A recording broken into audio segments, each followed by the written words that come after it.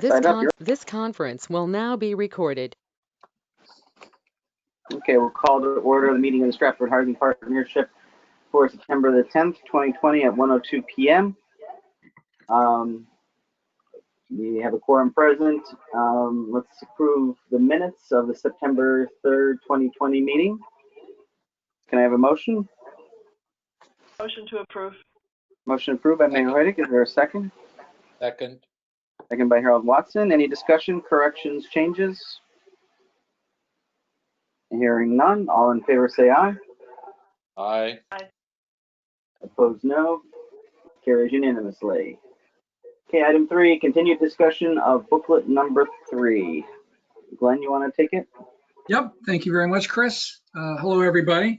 My notes have us starting on page 14 today.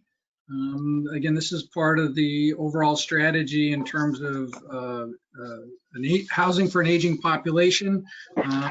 This, I think, is fairly straightforward. Stratford, in the zoning regulations today, permits assisted living facilities and nursing homes in certain districts. I think it's possible that just maybe a little bit of cleanup here. For example, nursing homes are allowed in certain districts subject to section 611, and I couldn't find that in the zoning regulations. So either we need to figure out where it is or to remove the reference. And then secondly, is assisted living facilities are allowed as a special case. A special case gives the commission enhanced discretion in terms of ensuring that the development is appropriate or fits in the district. And there are some limitations here about the number of units, the coverage, the height, and occupancy. And it's possible that the commission, because it is a special case, may want to consider eliminating those limitations. And then if an application comes in and it's too big or doesn't fit with the neighborhood, they can turn it down. But this would just sort of facilitate the ability in the future to meet housing needs by ensuring there's congregate, assisted, and nursing home facilities available. Any questions in terms of this strategy and which option you might prefer?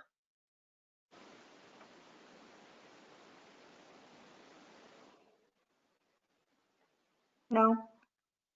I have one comment on age. If we're looking at the current situation of 62 plus, isn't it generally accepted that 55 is now considered to be the entry senior age? I think it varies, and an assisted living facility could have applicability for people not necessarily 55 or 62. But I think that it could be something to look at. And maybe what we would want to suggest on this one is to revisit these provisions to see if updates are desirable. I can go with that. That's unreasonable, everybody? Yes, it does. Ready to move to page 15 if you are. Go ahead. So now we're discussing housing options for low-income seniors. These are perhaps people that either do crises in their lives or outliving assets, et cetera, may find themselves in a low-income situation. And the issue becomes one of how we might address their housing needs. Generally speaking, in the past, this has fallen to the housing authority. And with government assistance, they have created apartments for low-income elderly. We have 313 units in Stratford, which is a nice number. Unfortunately, the waiting list is up to 3 years. Number of the units were built back in the 60s and 70s and starting to show age. As we talked about at our last meetings, some units are vulnerable to coastal flooding or sea level rise. They're in the vulnerability area. And I think another consideration too is that when the units were built, occupancy generally was limited to seniors. But over the years, occupancy now includes disabled. So even though the number of units has been around for, what would that be, 50 plus years, actually some of the units, roughly 50% of the occupancy is now disabled. And so there's actually fewer units available for elderly persons. Talked with Liz on this, and Liz is on the call. They're working on a strategic plan, which is looking at ways to increase the number of units. There are state and federal programs which have created the units which exist today, and the differences between the programs, but the issue is which one would provide the greatest opportunity moving forward, because there are some differences in the funding programs. So I think this is an important area for Stratford to look at. These are the most vulnerable seniors, and the issue becomes one of how we might be able to address this need by increasing the number of units, but also recognizing the fact that they're in a environmentally vulnerable area. So I think that the steps possibly going forward are support the work of the housing authority in this area, and seek to initiate projects in town where the units will be above flood elevation. Anything you want to add on this, Liz? No, I think you covered it. And I That's because- appreciate this support from the town in that regard. So thank you. Well, that's because you trained me so well, Liz. So Thank you, Glenn. any thoughts on this strategy? So Glenn, it's So- Laura. Go ahead, Mark. Or Chris, it's Laura. Go ahead. So I know the Housing Authority now has a nonprofit arm, and I understand because just for those of you that don't know, my husband works for Liz actually, and he's the maintenance and facilities director, and so he shares some issues that Glenn and Liz talked about, where the senior population is commingled with those that are disabled, and it could be emotional disabilities too. It's not just physical. Correct. So I'm wondering if the town has availability, which, you know, we're in the process of finalizing the El Grasso Center. If the nonprofit is interested in partnering with the town so that it could truly be a senior complex and not be subject to the federal and state regulations of having to accept anyone with disabilities. Yes, I think that is something that we are definitely interested in, Laura. Thank you. I think, I'm going to say, I think the challenge in this is always the money, as in, the cost of units, land acquisition, whatever else is required or necessary, can be often the first hurdle that has to be overcome, finding the land or the site. And then the second one is the money. State and federal programs have been the go-to sources for funding in the past, and now those come with the requirement that disabled be included. So if it's going to go elderly only, the question becomes one of whether we can get separate funding from the state bonding commission or some other type of approach. I'm just not familiar with those kinds of options. Laura or Liz, do you have any thoughts? Well, there's, I think, a multitude of options. There's the regular financing, there's low-income housing tax credits, all of which, and the traditional, the federal and the state sources. But I think that would require some research and a plan so that it would work for us and the town, and to make it a viable option for seniors. Glenn, I can also add that CDBG has programs on elderly and disabled rehab and down payment and closing costs for through home funds. Maybe that could be something. And also the Choice Neighborhood Planning Grant. So in New Haven, what they did was they took the Church Street South housing complex by train station, showed that it is tied to the larger neighborhood improvements. And so reduce the density, propose the reduction of density on that site, whereas connecting it to train station and streetscape improvements nearby. So if we can show a nexus between streetscape improvements near El Grasso site and connect this property to the context of the larger neighborhood, then Yep. maybe Choice Neighborhood would be a good, approach. Yeah, I think these are all things. The sense I've had from all of our discussions to date is that this strategy is something that the town and the committee is likely to support. And I think we can advocate for this and mention some of these other options as well, to investigate and pursue these types of things with the desired end goal or end result of increasing the number of elderly units. I think it doesn't need to be housing authority elderly units, because I think that opens or would imply we're limiting it to the housing authority. And I think we can take the phrase housing authority out of this, and that opens up the opportunity for the nonprofit arm too of the housing authority. How does that sound to people? Sounds good to me. Sounds great to me too. And just as an FYI, the town has to retain the property. So it's not, there's no acquisition. It cannot leave the town's deed. So we're going to be partners in this for a long time. And I think that the challenge, Laura, overall on the property is that it's very hard, given the sea level rise and flooding implications, whether or not units get built at a higher elevation, but the site still is can be inaccessible at flood times, or how we're going to approach this. And I think that's why Liz has got her work cut out for her in terms of the long-term planning here. I think there are solutions, but there's also trade-offs that come with that. So I think the consideration here, the town will always be involved. And the question is, what will the funding source permit? Well, Sorry, I was talking about the El Grasso property proper. Oh, I'm sorry, Laura. I apologize. No, my apologies, because I didn't say that specifically, but but anyway. So I agree with you on all the other fronts. Liz has her work cut out for her. Harold?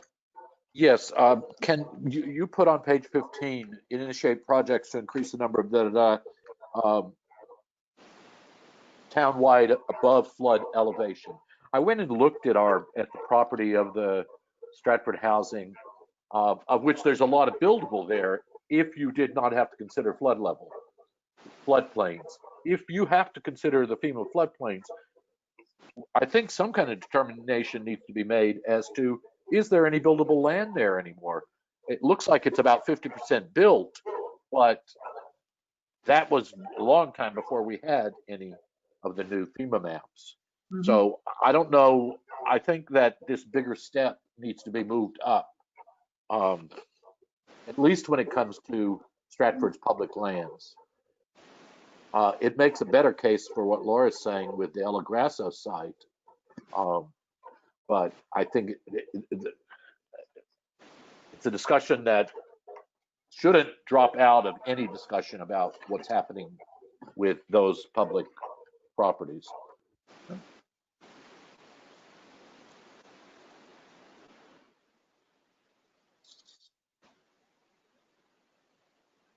Okay, I think I have the gist of the partnership on this. Is everybody okay? Ready to move on to page 16? Before you move, Glenn, can you explain what a choice neighborhood planning grant is? Yeah, I mean, I think Sis Smith is probably more up to speed on this than I am. She had experience with it in New Haven. Sis Smith, can you illuminate us on this? Yes, it is a planning grant offered by Housing and Urban Development at the federal level. It is offered to those communities that have a goal of improving a neighborhood, along with the low-income communities, mostly focused on low-income communities. So typically, these are administered through the local housing authorities. And the New Haven Housing Authority applied for a choice neighborhood grant on Church Street property across from train station. And the nexus that you have to create is that you're not just including a redevelopment of a site, but you're also connecting it to the larger neighborhood streetscape improvements and overall enhancement of the neighborhood. Okay, thank you. Mm-hmm. Everybody ready to transition to page 16? So page 16 is at the top. 1.3.2 is about encouraging other elderly housing developments. There are situations, and this in fact may be the nonprofit arm of the housing authority, but there are organizations in other communities, either interfaith religious organizations or other nonprofits that have participated in creating elderly housing developments. And so here, this would simply be the fact that the town doesn't necessarily need or want to have absolute control of providing for elderly housing developments, but we would encourage, support, or seek other entities to provide this type of housing. They're still going to have this sort of the same land issues, perhaps, or there may be some creative solutions, but this would just be kind of cheerleading, if you will, for other organizations to help in this area. Is that a strategy that the partnership's comfortable with? Sorry, can you repeat that? I'm sorry, I'm late. Hi, Beth, how are you? Good. So this strategy is about encouraging, supporting, or seeking nonprofit entities to also address the elderly housing situation. And so the town's role in this is to encourage these types of situations should they arise. Great. Thank you. We comfortable, everybody? More than comfortable. There you go. Thanks. So the bottom of page 16, item 1.3.3, it talks about repurposing existing homes occupied by elderly persons. So we can have situations where elderly people can be house rich. They are one person perhaps in a large home, but maybe struggling a little bit financially. And we could encourage them to bring in other elderly people and become a Golden Girls type situation or scenario. But we could possibly use the existing housing stock to meet the need of housing for elderly persons in a cost-effective way. Wouldn't actually cost the town or anybody else anything. We would simply allow and enable this type of situation. So this ties back to something we talked about earlier, which is the definition of family and letting of rooms. And then I think also if we did want to try to be a little bit more creative in this regard, we might be able to try to figure out ways to facilitate this through financing or some type of clearinghouse information in terms of situations like that. How comfortable are people with this concept or strategy? How would you make sure that it doesn't turn into a rooming house? I think it ends up being an elderly homeowner having other elderly people living with them, but not necessarily related or family. So a rooming house. There's a terrible echo. I think it's maybe coming from yours. Do you?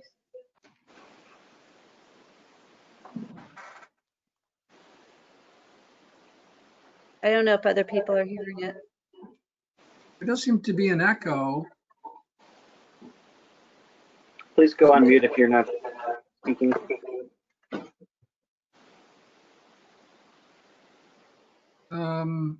Okay. Is it always happening? No, there it goes. That's fine. Is that okay, Beth? Yeah, that's fine. So I'm sorry. So how would you make sure it doesn't become like an all-age rooming house? Is this age restricted? I think this particular strategy here would be that an elderly person can it would be an owner-occupied situation.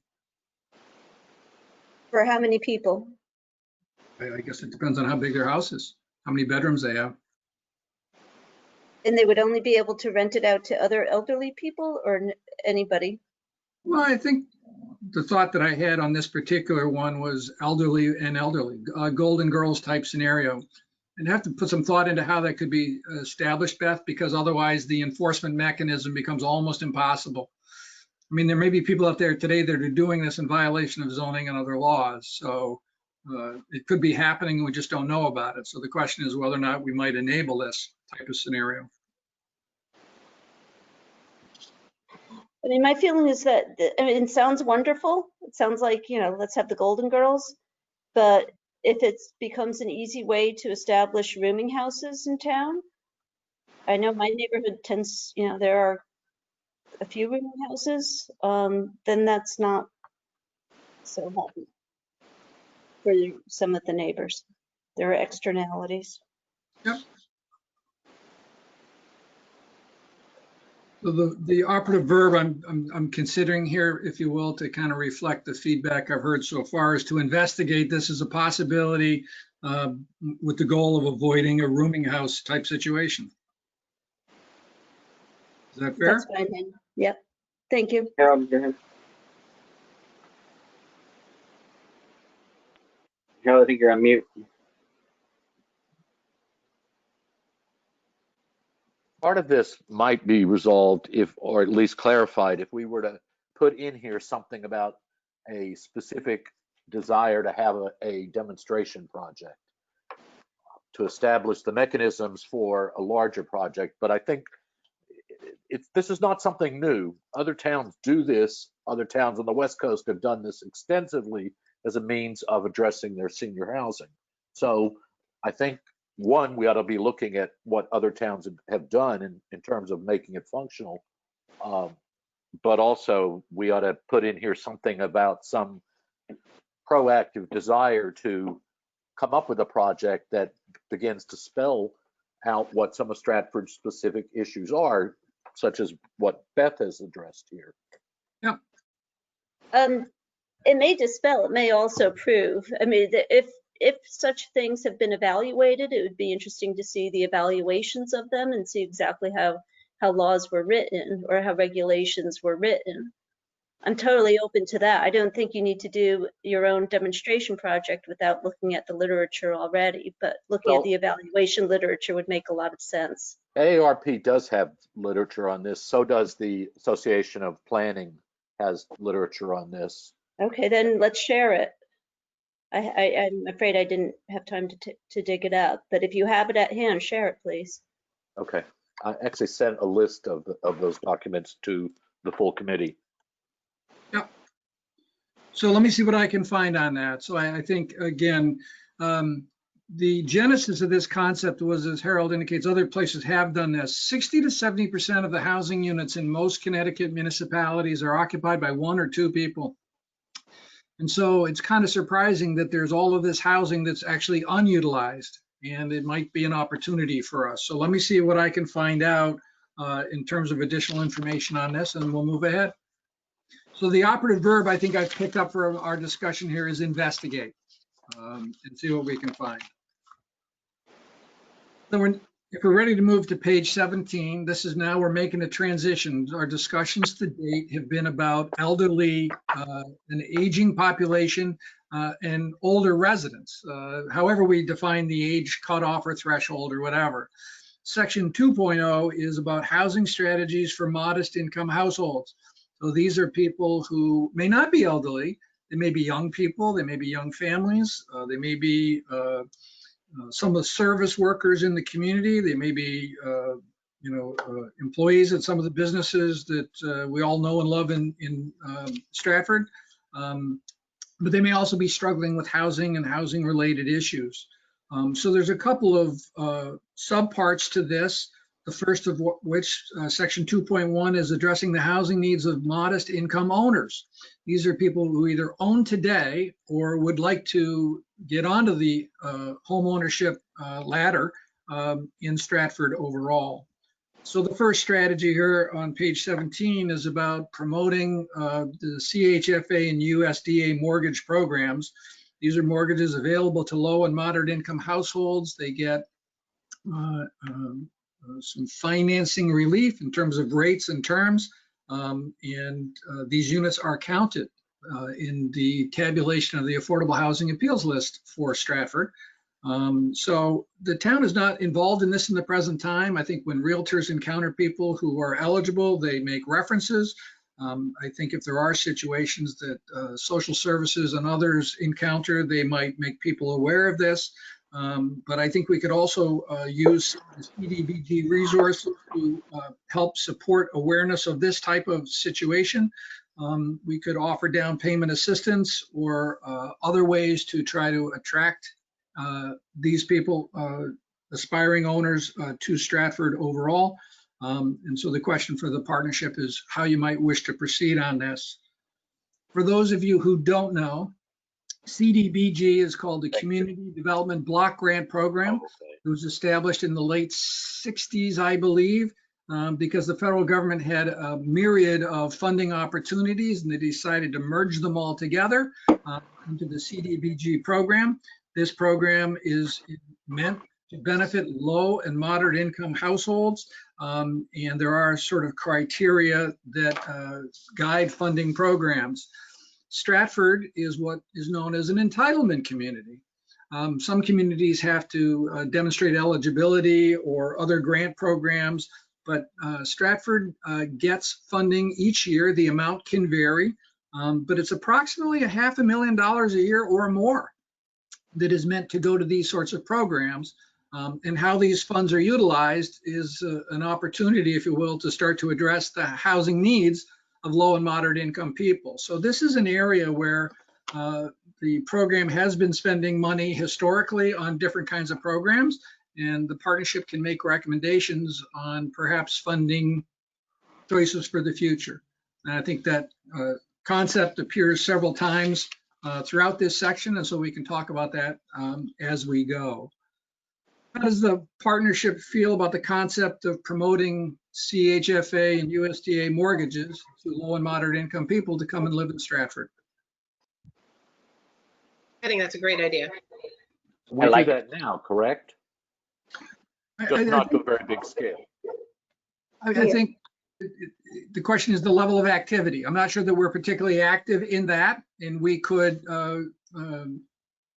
perhaps through social services or work of the housing partnership in the future, whatever, try to be more active on this, training or reminder sessions for realtors, other situations to help promote this as an opportunity for people. But currently we are about 500 homes that have these type mortgages. I think if I remember correctly, someone had brought that up earlier. Hang on just a sec. Well, I think regardless of how many we have, if there are more people who can utilize it, that would be great. I just want to add something to this. I used to be supervising this program partially when I was in New Haven, along with our housing department.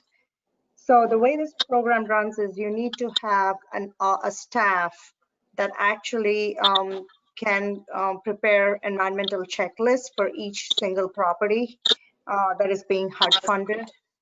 So, you know, when federal government is giving you the money, you have to ensure that you're not demolishing the historic character, or you're not building in a floodplain and funding a property in a floodplain. Things like that are listed on the checklist. So it's a cursory review, but it takes some staff time, and the town has to invest in some resources to provide that staff to supervise this program. Otherwise, when the audits happen, it just gets really messier. But there are a lot of people that can benefit from this program because, like Glenn said, you have elderly and disabled rehab, you have energy assistance program. So if somebody in a coastal area wants to put storm doors and storm shutters, they can get funded. Replacement of heating units and replacement of roofs, all kinds of things, down payment and closing costs. If you're acquiring a property, demolishing and rebuilding over it, new construction.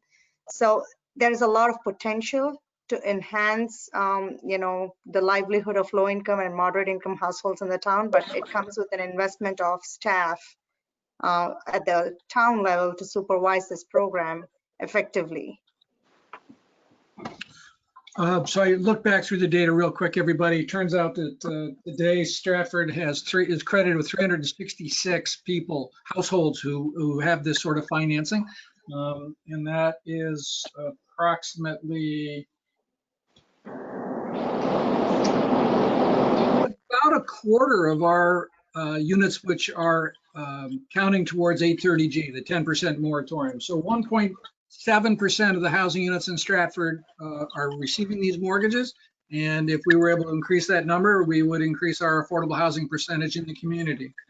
So I think our involvement here is we can't change the program, but I think if we can raise awareness of it And I think I've seen in some other communities that because Stratford has examples of a naturally affordable housing stock, people's mortgages would actually go further here in terms of acquiring, buying houses.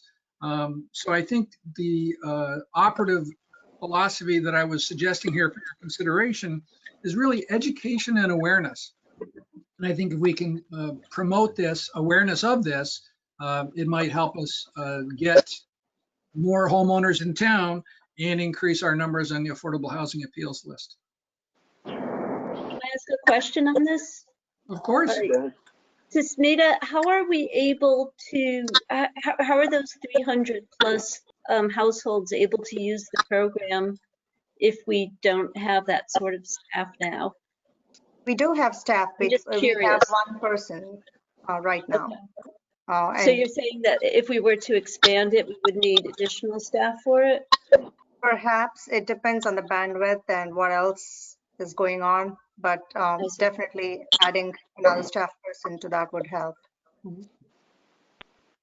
And in something like this, are there opportunities to collaborate with other towns for the same sort of staff person, or maybe that's getting way too deep into the weeds? You could hire a consultant. Some communities don't have in-house staff, but they hire a consultant who routinely prepares checklists and make sure the record keeping is done efficiently. And does the program like have some sort of overhead to the town for that, or no?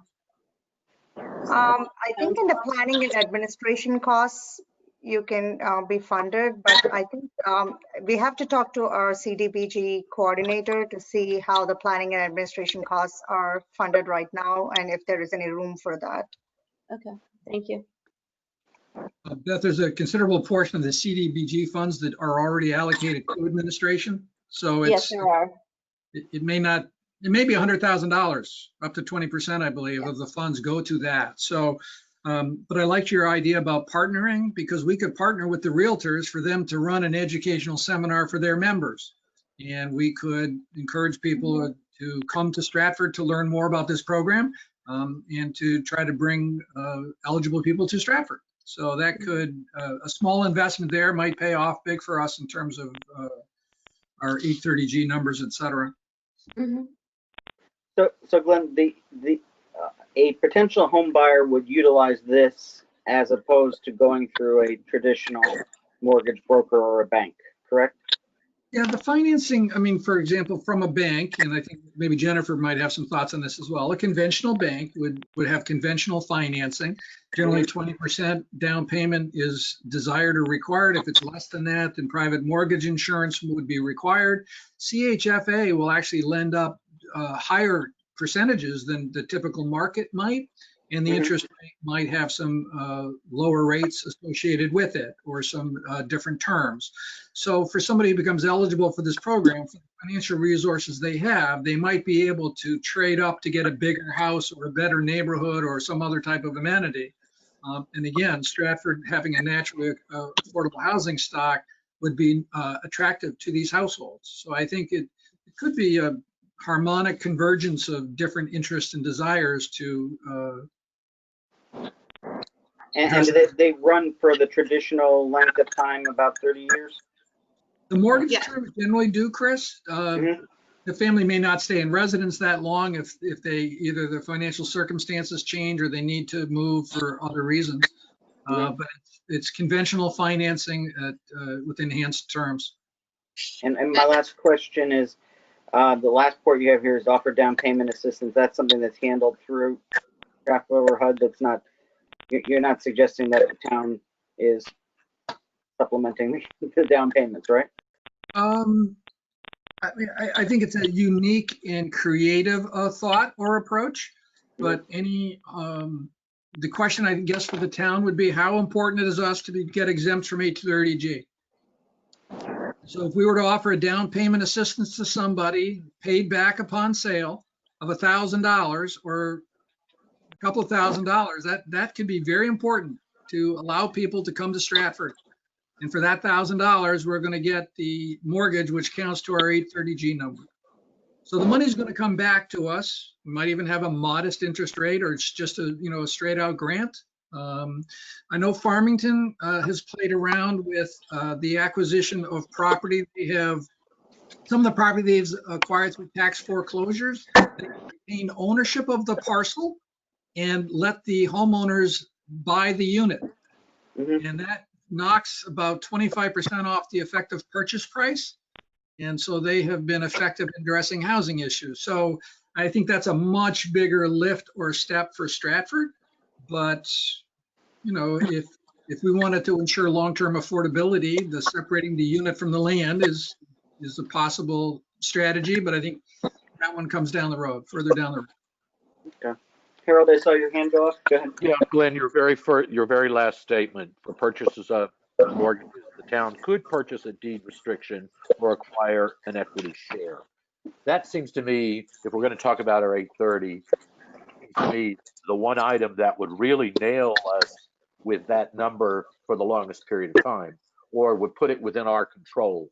Am I correct? Yeah, I think it certainly gives us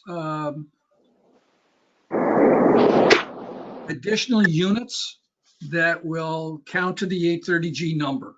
So I don't think necessarily we need to manage to the number. I think I was taken by what Laura had mentioned at our last meeting, that our goals in Stratford should be to promote village living, pedestrian friendly, affordable housing, strong neighborhoods. Those are our main goals. But 830G allows people to override local zoning. And if we're able to get either a moratorium or exemption from that, that might in fact be in our long-term interests as well. So if there's a double benefit, and I don't know that there is, I'm really asking the committee your thoughts. It could work out that way. Hey, this is Desmond. I want to add some color to that with the CHAFA, as they call it in the real estate community. The biggest benefit is really the down payment assistance. As we are aware, the biggest impediment to home ownership is coming up with those upfront funds. So there are many avenues to get financing and low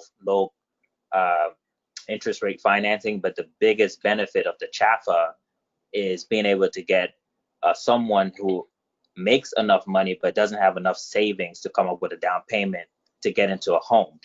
And that's where the town can really make a dent or increase those numbers of home ownership for folks that can already come up with rent money that would be equivalent to a mortgage payment, but can't come up with down payment monies.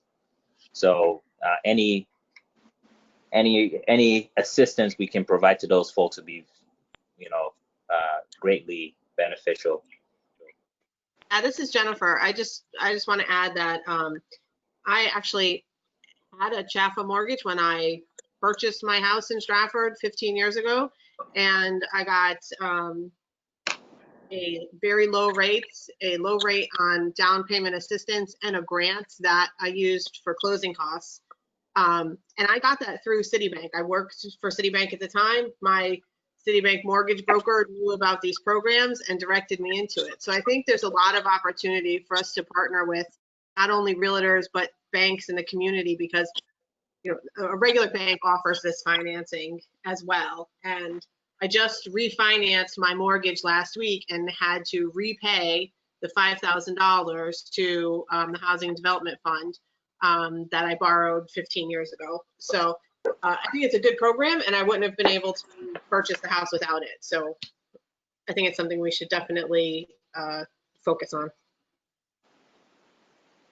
And you can tie in stipulations with that, by the way. Many times the town can say, hey, if we provide the down payment assistance, you have to live in the town for X amount of years, because you'll get the tax revenue, hopefully, with the people living there. So there's some strings you can attach to it. Yeah, agreed. So I think the other opportunity here is, if we're getting $500,000 a year of CDBG funds, it might be possible for us to explore this or try it out. If we just set aside in 1 year $5,000 for this, for eligible households to apply, and the town gave them a grant, we could sort of try this out. If it doesn't work out for us, we won't spend any more CDBG money in the future, and we'll get the money back. they'll go back into the CDBG program. But I think that using that funding for this could be an easy way to get started and see if it's helpful or useful. In the added benefit, Chris, go ahead, Laura. Chris, I think we should Yes. maybe have Chris Bandecki come to the next meeting, Housing Partnership, so he can educate us on CDBG funding, how much of is allocated to certain things right now. We do provide some housing, but it's in a little different format than what you're experiencing. So through one of the recipients is Emerge, which is housing for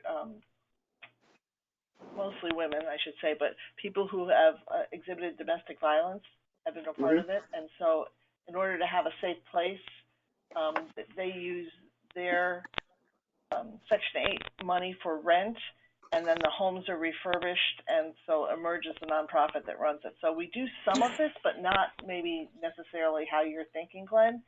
But in order for us to get the $5,000, which would be the start, the subcommittee would have to agree, and then the council. So if we could, why don't we have Chris come to invite Chris to the next meeting, and he could talk a little bit more about this program. Laura, I think that's a great idea. So Smitha and I have been trying to get some information from Chris in terms of some of the programs in the past. I mean, on the next page, we're talking a little bit about home maintenance and rehab. And up until about 2013 or so, the town ran a program which had funding for lower income households to maintain their homes and neighborhoods. And that funding now is being used for other purposes. We've been trying to get sort of additional information on that. So I think I'll send an email to you after this meeting, and Chris and Susmitha as well, to try to get some additional detail together before our meeting next week. That would be great. Okay. Let's keep going. We have like 17 minutes left, so let's keep going. Yep. So the next page is related to this, and maybe what we do is kick this one over to our next meeting as well. This is, again, the concept of supporting housing maintenance and rehabilitation. Lower income households, existing homeowners can find their financial circumstances change, if you will. And one of the things that they may give up or forego is housing maintenance or rehab. And it can be a little bit of a challenge, and it can have neighborhood impacts. So CDBG is allowed money to be used for people for low income, low interest loans or grants for low income households, and the funds could be used. They are repaid back in the future, but Stratford has since about, I think it's 2013, has not really been putting funds in this particular area. So that's probably something we should talk to Chris about if it comes to our meeting next week. So maybe we want to pass over this. Does that sound like a good? Sure. So that brings us to page 19. I think this, again, the concept of accessory dwelling units can benefit low and moderate income people. There was some sensitivity when we were talking about accessory apartments for elderly persons. We had the phraseology in there about able to use it for income. And there was some concern expressed about that. And so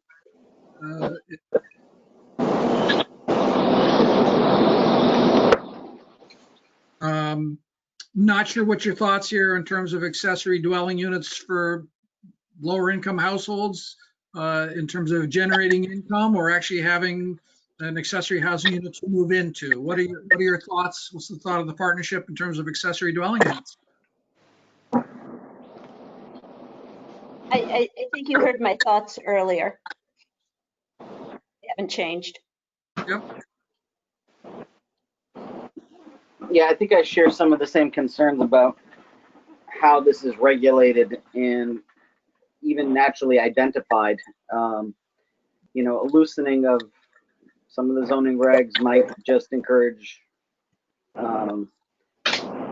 people to do this, and we don't reap the benefit of having it counted toward our affordable housing inventory.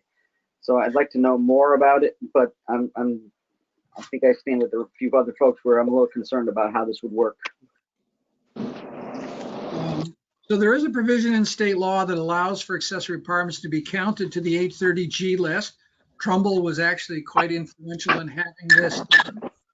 Why don't I get more information on that? I think the clear direction I'm getting from the partnership that this is an idea which doesn't really have strong support in the partnership, but it might something that might be considered if it could be restricted in an affordable way. And I'll get information on Trumbull and share it back with you as to what Trumbull's doing. Okay. But can you, I mean, Trumbull tends to have larger plots of land.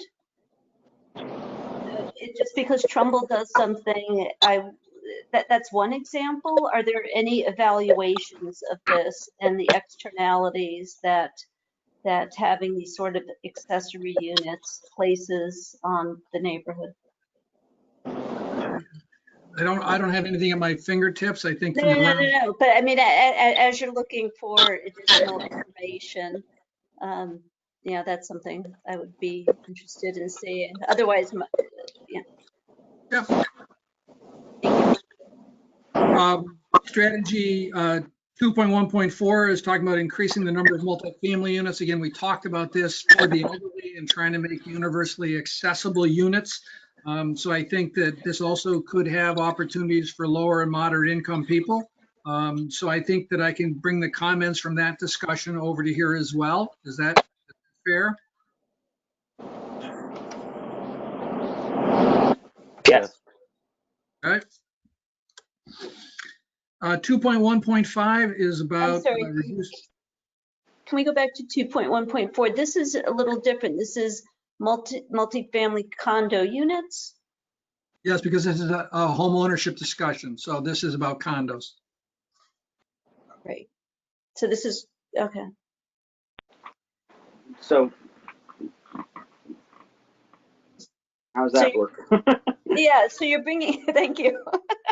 So you're bringing which discussion over? Because I don't think that the two discussions were on point with each other. Oh, I thought they were. Okay. I think the issue was back on. Maybe I didn't hear you right. No, I think I thought it was a parallel discussion. We talked, and I'm looking for the number right now. Bada bing. I thought one was rentals and this is condos, so this is a little So different. 1.2.1 is about increasing the number of multifamily units. Right. And this was age appropriate multifamily units. It was both rental land and condominium, so it was both. So is that just multiple condos. families owning or multiple families owning a single condominium? I'm just confused what the term actually means. No, I'm sorry. So as planners, we talk about a single family development is one dwelling unit per lot or per parcel or per building. And then multifamily generally means that there's more than one unit on a particular parcel of land. So for example, 1111, drawing a blank on the street name, but 1111, the big, that's a multifamily.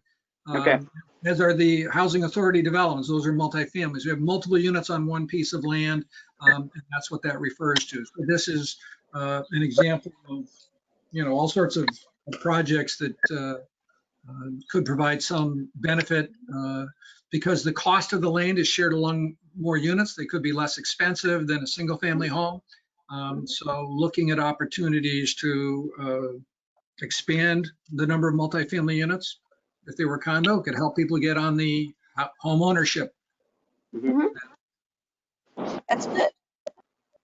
So I think I'll find our prior discussion in the final report. We may not separate the concepts this way. We may sort of merge them together.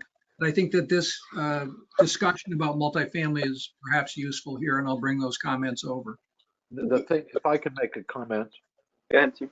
And Chris knows this well, when planning has had these projects come before us, if you take the same development, I use that broadly, existing zoning says that we can only have 3 houses. But if you were to take it as one parcel and go this way, we've had people walk in with trying to put 40 houses on the same parcel. So really, what you're discussing here is what we've we've run into as a consistent problem with any kind of development. So I think that we need to make sure we're very clear about what we're doing here. They're both valid, but one of them has a much stronger support in our zoning, our existing zoning. Does that make sense, Chris? Yep, definitely. So, but hang on a sec, so that I can capture the right words here, Harold. I think if I'm reading between the lines in terms of what you're saying, I think that we should clearly be stating in this document that any density or anything else associated with a multifamily project needs to be sort of harmonious with the neighborhood or whatever. What we need to do is, we're not asking for multifamily for the sake of multifamily. We're suggesting that it could be a way to address housing needs, provided it's harmonious with the neighborhood. Is that a phraseology that captures what I think you're trying to say? Yes, if that stands up to a zoning plan that's actually brought before us, because oftentimes it doesn't. But I think that that's where you get the most community pushback. Yep. And I think it's the biggest challenge that zoning commissions face, whether it's a zone change request or a special permit request. The applicant's always going to try and say it's harmonious. The neighborhoods may disagree with that, and the commission ends up having to decide as to whether or not they think it fits in or how it could be made to fit in. But I think that we're not fundamentally talking about changing the character of Stratford. What we should do is indicate that multifamily might help us address our housing needs, provided it's harmonious. And I think now we have a policy statement that will provide guidance down the road. And I think there's something with both Jay and Smith. We've spoken about this in the past with the actual footprint of the buildings. If you had 3 connected condos that are the same square footage as what you would be building for a single house, and you put 3 of those on a development lot, then you aren't taking up, you're visually still leaving the same amount of mass as you would have had. And I think that's where we could actually rewrite some of our zoning that would allow both of those, would also address community concerns and offer the developers the square footage they need to be able to build profitably. And so I think one of the things we may get to, Harold, is this concept, I think I mentioned it last time, of what's called missing middle housing. Yes. These are situations where, again, there can be a house built which looks like a single family, but actually is in fact a 2-family, but you wouldn't almost know it from the outside.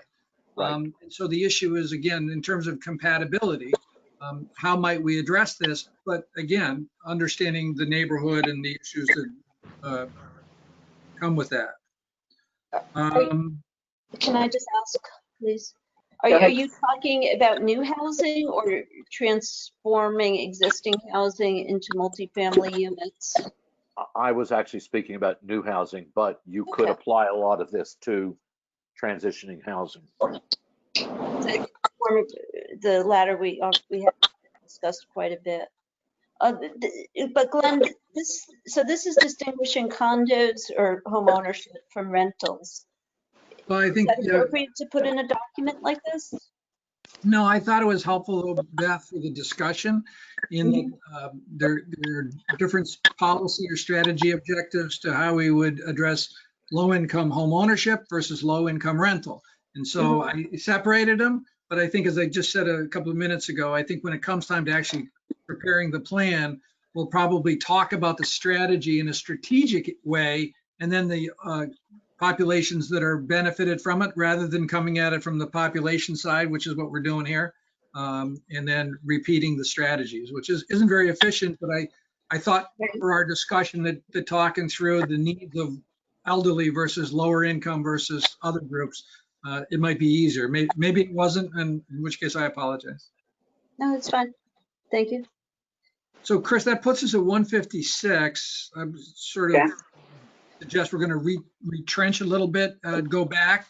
If the committee or the partnership's ready, I'll send an email to Chris Bezdecki and the mayor talking about having him come next week. We'll pick up on page 17 with Chris's input. And then after we've been through that, we'll get ourselves back and pick up at section 2.1, 2.1.5. Does that sound like a battle plan?